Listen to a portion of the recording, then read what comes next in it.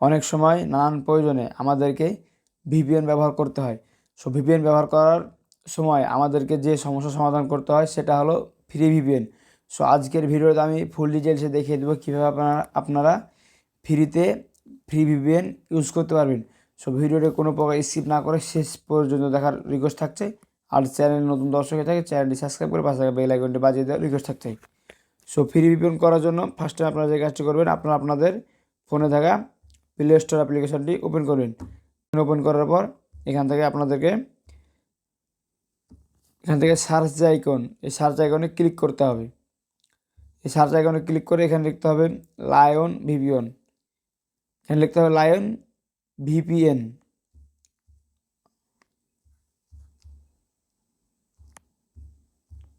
Just এখান থেকে lion VPN লেখা হয়ে গেলে এখান থেকে সহজেই সার্চ বাটনে ক্লিক করে দেবেন।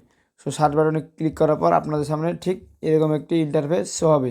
জাস্ট এখান থেকে ইনস্টল ডাউন করে নিচে নেমে যাবেন। নিচে নেমে যাওয়ার পর জাস্ট এখান থেকে এই যে অ্যাপসটি lion VPN pro security VPN foxy, just আপনারা এখান থেকে অ্যাপ্লিকেশনটি ভালো করে দেখে রাখুন। অ্যাপ্লিকেশনটি আপনাদেরকে ইনস্টল করতে হবে। জাস্ট ইনস্টল করার জন্য এখান থেকে আপনাদেরকে ইনস্টল বাটনে ক্লিক করতে হবে।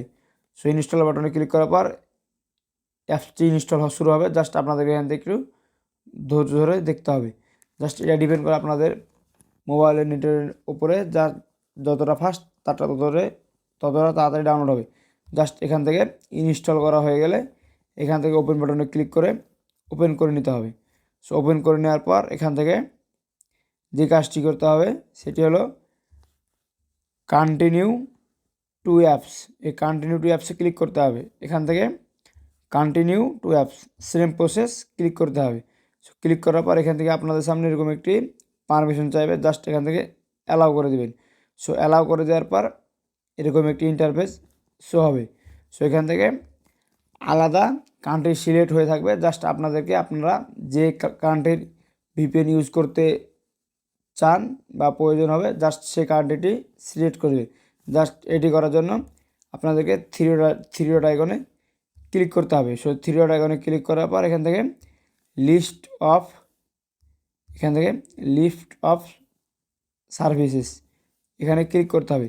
সেখানে ক্লিক করে দেওয়ার পর এখান থেকে দেখতে পাচ্ছেন আপনাদের সামনে এরকম একটি ইন্টারফেস হবে। এখান থেকে আপনারা যে দেশের ভিপিএন ইউজ করতে ইচ্ছুক সেই দেশেরটি সিলেক্ট করবেন।